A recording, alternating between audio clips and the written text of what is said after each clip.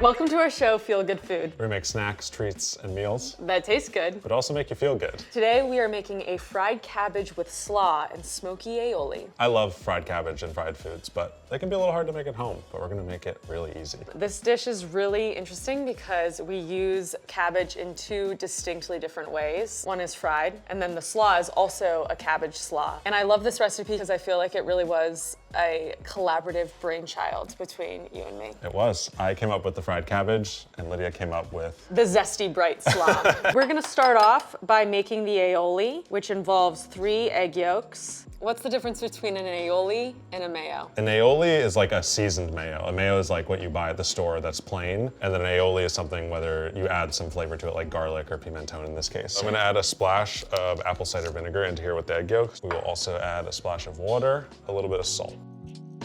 We just want it to blend up a little bit and get those things mixed together.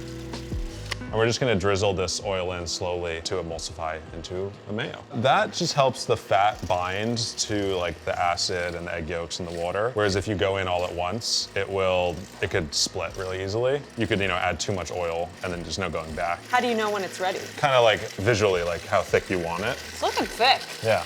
I think if you were to move it around, you'll see it's still pretty thin. It's a nice consistency, and you can add more oil or a little bit of water depending on how loose or tight you want your mayo. At this point, we are still a mayo. This is where we're crossing the bridge into a aioli. Some garlic in here, I microplane some garlic, and that's gonna give it some, a little bit of punch. A microplane is one of those kitchen tools that kind of can transform your life. This is very similar to smoked paprika. It's quite strong, so don't use a ton of it. And I'm just gonna drop a little bit in here. I'm just gonna mix it like this at first and then go in with the whisk.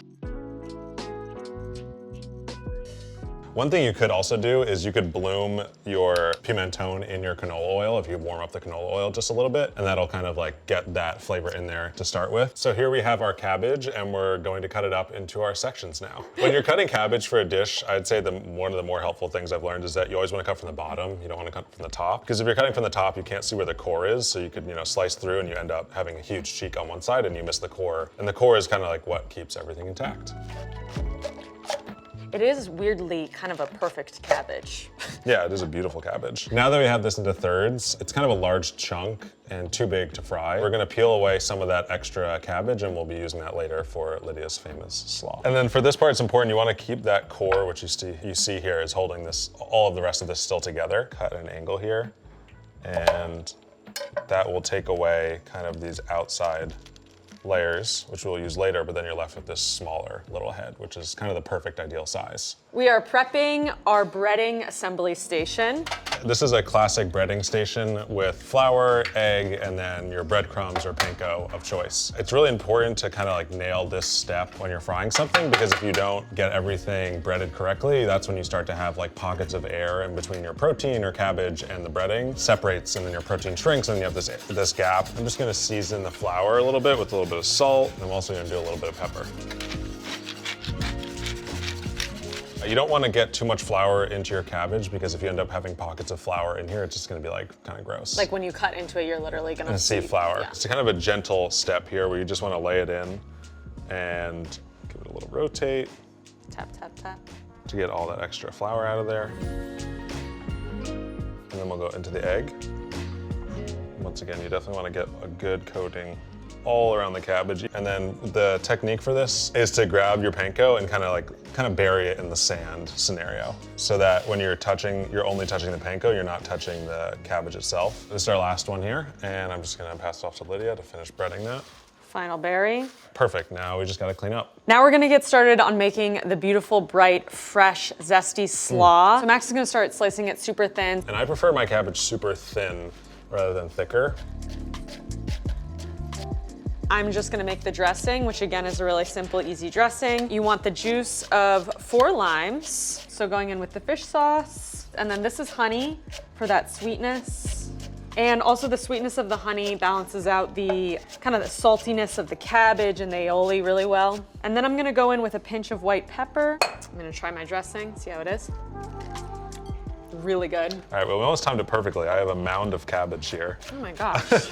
I love a man with a mound of cabbage. I'm gonna transfer some of this beautifully sliced cabbage that Max did such a great job on into the bowl, and then going in with the jalapeno. This looks spicy. Bring this dish to life. Yeah, I think the combination of this like sweet, like punchy slaw goes really nicely with the fattiness of the aioli and just like the richness of the fried food. I think that's good. Yeah, it looks great. So it looks like we're about ready with the oil. Yeah, let's get frying. You'll want your oil about 350 to 370 at the highest when you're frying. That's gonna give you like the perfect golden crispy color you're looking for without burning or giving your food too much color too quickly. Oh, perfect. Put it in my little basket here. And we're just gonna gently now drop this in here, and we could do about, this is a pretty big pot, so I think we could do about 2 or 3 pieces at the same time. So I'm just gonna rotate them a little bit as they fry. Yeah, you can see it's already getting that color. This seems like it's ready, like it's just before the kind of deep golden brown that we're looking for, and like I said, it will continue cooking. It looks like we lost some of that crust, that's okay. The thing about this recipe is you have to have patience with your cabbage. And now, chef, we'll do the rest. Yeah, and then you definitely want to put any fried food onto a resting rack that has some air underneath it so it can like breathe, and also any drippings don't like sog up that crispy outside. Now we are ready to plate. We're gonna show you 2 different versions because I really believe that this dish is perfect for a party. We're gonna show you the party version of plating and the individual version of plating. Remember, the final step with the slaw is to add the fresh herbs. This is cilantro and parsley. Just mixing those up. And my vision for this is just to slice right down the middle, and then you have this beautiful cross section. Okay. So if you look inside then, you have this beautiful inside. Remember the aioli that we made long ago? Well, it's coming into action now. So now I'm just gonna take my aioli and do a nice little dollop on the plate. Then I'll take my cabbage.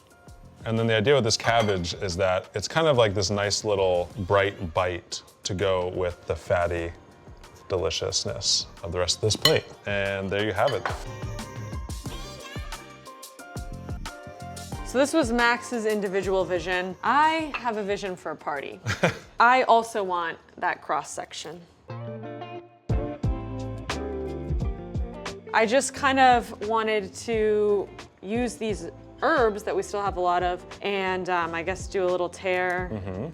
And so then with the slaw, again, like just putting it on in a different bowl that's a little more beautiful, that's for serving, and people can kind of just help themselves.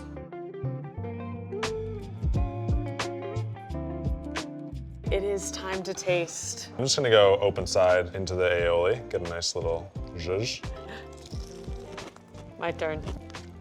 No, it's so good. The aioli, the smokiness, really like brings it all together. It's amazing to me how this all came from one singular cabbage. Thanks for joining us on this episode of Feel Good Food. You can find this recipe on food52.com. And we'll see you next time.